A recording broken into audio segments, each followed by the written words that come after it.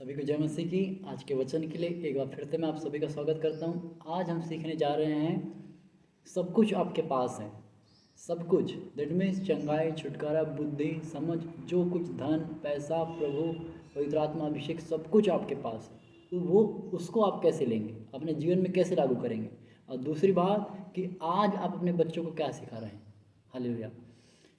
परमेश्वर में धन्यवाद दूँ आज के वचन के लिए जो तूने मुझे सिखाया है। बता तेरे अनुग्रह से जो मैंने सीखा है आज यीशु मसीह के नाम में। आज का वचन लोग जन 100 गुना फलों को लेकर के आए और जो अभिषेक जो जीवन तूने इनके लिए रखा है इनके पास जो है पिता आज उसे समझ सके। मेरे स्वामी आज का वचन तेरे हाथों में सौंपता हूँ कि लोगों के जीवन में काम आए। यीशु मसीह के लहू में इस वचन को छिपा लेता हूँ। आज का वचन लोग के हृदय में जाकर के जा बसे और पिता उनकी आत्मिक उन्नति, उनकी शारीरिक उन्नति, उनकी पारिवारिक उन्नति, उनकी सेवा में उन्नति का कारण बने। मैं धन्यवाद देता हूँ तूने ऐसा कर दिया। तो यीशु मसीह के नाम में आमीन।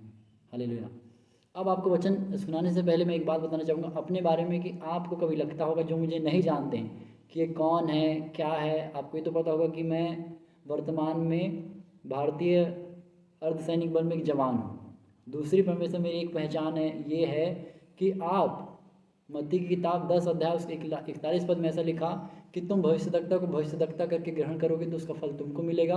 तुम एक धर्मी जन को धर्मी के रूप में ग्रहण करोगे तो उसका फल आपको मिलेगा। दैट मीन्स आप मुझे जिस रूप में ग्रहण करेंगे, अगर मैं वचन बता रहा हूँ एक वचन बताने वाले के रूप में ग्रहण करेंगे, एक भविष्यद्वक्ता के रूप में ग्रहण करेंगे, एक प्रेरित के रूप में ग्रहण करेंगे, जैसे भी समझ के आप अपने ऊपर ब्लेसिंग को लेंगे वो ब्लेसिंग आपको मिल जाएगी।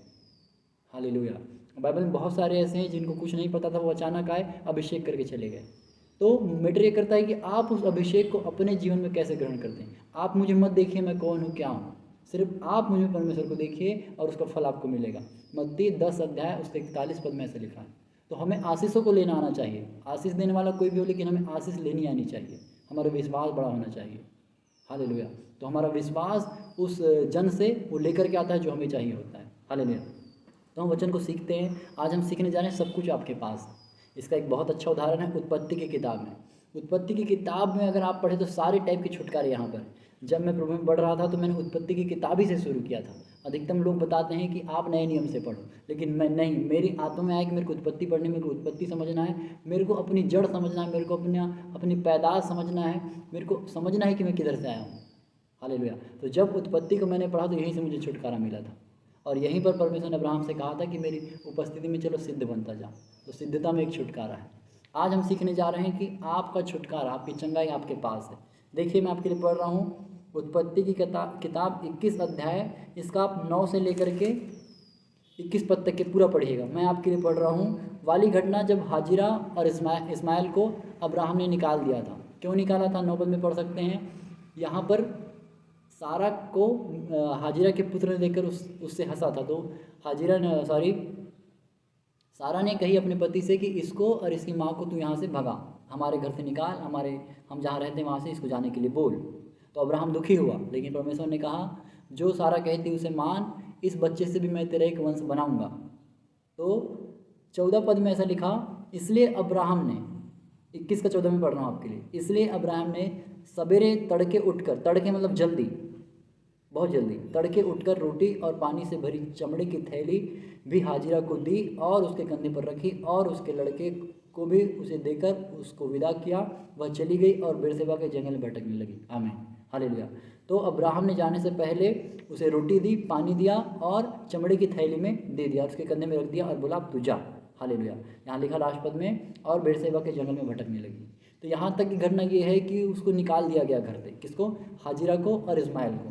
आगे 15 पद में लिखा, जब थैली का जल समाप्त हो गया तब उसने लड़के को एक झाड़ी के नीचे छोड़ दिया। एक टाइम होता है कि जल की बोतल हो, खाना हो हमारे पास, एक समय बाद वो ख़त्म होता ही है। हालेलुया। तो अभी जंगल में भटक रहे हैं, तो लिखा जब जल समाप्त हो गया तो बच्चे को उसने झाड़ी के नीचे छोड़ दिया। 16 पद में लिखा, और आप उससे तीर भर के टप्पे भर के दूरी पर जाकर उसके सामने यह सोचकर बैठ गई मुझको लड़के की मृत्यु देखनी ना पड़े। तब वह उसके सामने बैठी और चिल्ला कर रोने लगी। जब जल खत्म हो गया, पानी खत्म हो गया, रोटी खत्म हो गई, तो उसकी माँ को लगा कि अब मेरा बेटा डेथ कर जाएगा। तो वो एक दूरी डिस्टेंस तीर कमान देखा होगा आपने, धनुष, यहाँ लिखा तीर भर की दूरी। दैट मीन्स ये तीर इतना सा तीर नहीं, तीर जितना हम फेंकते हैं 100 फीट समझ लीजिए, 100 फीट जाकर के बैठ कर चिल्ला के रोने लगी। यहाँ लिखा था 16 पद में मुझको लड़के की मृत्यु देखनी ना पड़े। मतलब इतनी दूरी में जहाँ से उसकी आंखों में उसका बच्चा ना दिखता, इतनी दूरी में जा कर के बैठ गई और लिखा चिल्ला चिल्ला कर रो रही है। हालेलुया। क्या कर रही है वो? चिल्ला चिल्ला करके रो रही है। तो सिचुएशन वो वहाँ पर थी जब, आपको बताना चाहूँगा, परमेश्वर के बाद अगर इस दुनिया में किसी का प्रेम है तो माँ का प्रेम है। माँ से बढ़ कर के कोई भी प्रेम किसी से नहीं करता। पति पत्नी का प्रेम, हर कोई प्रेम माँ के प्रेम के सामने झूठा है। परंतु यहाँ माँ की मनोदशा आप सोचिए कि उसको पता है कि मेरा बच्चा डेथ कर जाएगा, मतलब वहाँ की परिस्थिति आसान नहीं थी। हालेलुया। तो माँ को यकीन हो गया कि मेरा बच्चा डेथ कर जाएगा। सोचिए उस माँ की बेबसी, वो चिल्ला चिल्ला करके रो रही है। हालेलुया। कि उसे अपने बच्चे की डेथ देखनी ना पड़े, वो कंडीशन वहाँ पर आ गई है। और ऊपर परमेश्वर ने कहा था कि मैं इससे एक वंश बनाऊंगा, लेकिन यहाँ पर मृत्यु आ गई उसके सामने। माँ को फील हो गया, मतलब सच में वो घटना हम हमारी समझ से बाहर है वो, कि उस माँ की क्या दशा हुई होगी जो इतना प्रेम करती है अपने बच्चों से। अपने कोख में, साइंस बताता है 9 महीने रखती है, कितना दर्द झेल करके उस बच्चे को लाती है, और माँ को फील हो रहा है कि मेरा बच्चा मर जाए, मतलब सच में वहाँ डेथ होने वाली थी। हालेलुया। लेकिन देखिए परमेश्वर का चमत्कार, 17 पद, परमेश्वर ने उस लड़के की सुनी। आमीन। और उसके दूत ने शौक से हाजिरा को पुकार के कहा, हे हाजिरा तुझे क्या हुआ, मत डर, क्योंकि जहाँ तेरा लड़का है वहाँ से उसकी आवाज़ परमेश्वर को सुन पड़ी है। आमीन। अब मज़े की बात, अब यहाँ पर परमेश्वर के प्रकाशन को आप सुनिएगा। परमेश्वर ने उस लड़के की सुनी। हाजिरा रो रही थी, हाजिरा चिल्ला रही थी, लेकिन परमेश्वर ने उस बच्चे की सुनी। दैट मीन्स बच्चे को प्रार्थना करना आता था। बच्चे ने प्रार्थना करने कहाँ से सीखी? अब्राहम से सीखी। उसका पिता प्रार्थना करने वाला था, ज़्यादा बड़ा नहीं था ये बच्चा, यहाँ उसकी उम्र नहीं लिखी है, पर इतना था कि उसको प्रार्थना पता थी। इतना पता है कि किसी पे हंसना है, किसी पे रोना है, उसने सारा पे हंसा था। हालेलुया। लेकिन बाइबल बताती है हाजिरा चिल्ला चिल्ला के रो रही थी, वो प्रार्थना नहीं कर रही थी। ये आज यही मूर्खता मसीह स्त्रियाँ करती हैं, पुरुष भी करते हैं। हालेलुया। वो अपने बच्चों को प्रार्थना का जीवन नहीं बताते कि प्रार्थना का जीवन क्या होता है। देखिए यहाँ पे लड़के की सुनिए, लड़के पे अनुग्रह था परमेश्वर का, एक योजना थी, इसलिए लड़कों को पता था प्रार्थना करने का क्या महत्व है। लेकिन क्या उसकी माँ को पता नहीं था कि मैं प्रार्थना कर सकती हूँ? वो तो अब्राहम को ज़्यादा जानती थी, अब्राहम के साथ ज़्यादा समय उसने बिताया था, उसकी पत्नी थी, उसके साथ जितना वो रही थी, बच्चा नहीं रहा था। तो इस मूर्ख स्त्री को देखिए, इसको प्रार्थना का कोई वैल्यू नहीं है, ये चिल्ला चिल्ला के रो रही है। बाइबल बताती है आप चिल्ला चिल्ला के रो लो, मर जाओ, कुछ नहीं होने वाला। मरने के लिए छोड़ गई थी बच्चे को, कुछ नहीं हुआ। लेकिन बच्चे ने परमेश्वर को पुकारा, उसके दूत ने कहा जहाँ तेरा बच्चा है वहीं से परमेश्वर ने उसकी सुन ली, उसने परमेश्वर को पुकारा है। हालेलुया। तो परमेश्वर को हाजिरा ने नहीं पुकारा, बच्चे ने पुकारा। आज यही विश्वासियों के जीवन में होता है। हम खुद प्रार्थना नहीं करेंगे, पर अपने बच्चों से उम्मीद करेंगे प्रार्थना कर। हम खुद झगड़ा लड़ाई करेंगे घर में, और बच्चे को सिखाएंगे भैया बाहर जाकर लड़ाई झगड़ा मत करना। हालेलुया। आज आपसे मैं पूछना चाह रहा हूँ, आप क्या सिखा रहे हैं अपने बच्चे को? अगर आप दादा दादी हैं, आप एक माँ बाप हैं, आप भाई बहन हैं, छोटे बच्चे को क्या सिखा रहे हैं आप? क्या उसको ऐसा माहौल दे रहे हैं कि वो प्रार्थनामय हो, पवित्रता भरा हो, वचन भरा हो, प्रार्थना के नियम हो, घर में लड़ाई झगड़ा ना होता हो, कि बाहर जाके बताए कि हमारे घर में लड़ाई झगड़ा नहीं होता है, हमारे घर में खाना खाने से पहले दोस्तों के साथ बैठा है, वो टिफ़िन खोलने से पहले वो प्रार्थना करे, वो बताए लोग कि हमारे घर में पहले प्रार्थना की जाती है, उसके बाद हम भोजन को हाथ लगाते हैं, हमारे घर में लड़ाई नहीं होती, झगड़ा नहीं होता। ये गवाही बच्चा जा करके देगा। पर आज हम उसको क्या सिखा रहे हैं? बच्चों को क्या गवाही हम बच्चे के सामने रख रहे हैं? कैसा जीवन अपना दिखा रहे हैं? 8 बजे 9 बजे तक सो रहे हैं, 7 बजे तक के सो रहे हैं, मन चाहता प्रार्थना कर रहे हैं, नहीं तो नहीं कर रहे हैं, संडे जा रहे हैं नहीं तो नहीं जा रहे हैं। कोई नियम नहीं है प्रभु के लिए, कहाँ से सुनेगा? आखिरी में आप चिल्ला चिल्ला करके रोएंगे। हालेलुया। आज ये सबक हमको लेना है इस्माइल और हाजिरा से। हाजिरा ने क्या परवरिश दी अपने बच्चे को? मरने के लिए छोड़ गई। हालेलुया। लेकिन अब्राहम का अनुग्रह जो परमेश्वर पर था, जो परमेश्वर का अनुग्रह अब्राहम पर था, वही अनुग्रह इस्माइल पर भी था, क्योंकि इस्माइल को पता था प्रार्थना क्या होती है, और परमेश्वर ने इस्माइल की सुधि ली। हालेलुया। और देखिए, तो आज हमको इस वचन सीखना है कि हमको बच्चे को अपनी परवरिश देनी इस्माइल के जैसे, उसका ऐसा माहौल देना है कि बाहर जाकर के सुना सके सुसमाचार, बता सके, प्रार्थना दिखा सके, अपनी पवित्रता अपनी दीनता से लोगों को खींच सके, उनके बच्चों को खींच सके। हालेलुया। बालकपन से वो फर्स्ट क्लास में पढ़ता है, तब से उसके जीवन में ये सब चीज़ें होनी चाहिए। वो बुक पढ़ने से पहले आप उसे बाइबल पढ़ना सिखाइए। वो ABCD अनाराम लिखता है, उसको यीशु मसीह लिखना सिखाइए। उसको माँ बोलने से पहले यीशु मसीह बोलना सिखाइए। उसको सिखाइए कि तू परमेश्वर पे डिपेंड हो, अपने ऊपर डिपेंड होना मत सिखाइए। अगर आप पे डिपेंड होगा वो दुनिया में कहीं ना कहीं पीछे रह जाएगा, लेकिन वो यीशु मसीह पे डिपेंड होना सीख गया, वो दुनिया में राज करेगा। आमीन। तो उसे दुनिया में राज करने के लिए परमेश्वर ने आपके घर में रखा है, आपके घर में उस बच्चे को दिया है। तो उसे उस राजा के बच्चों के समान परवरिश दे जैसा कि वो है। उसे वचन सिखाएं, उसे समझाएं कि तेरा परमेश्वर तेरे साथ, मैं तेरे साथ रहूँ ना रहूँ, परंतु परमेश्वर तेरे साथ है।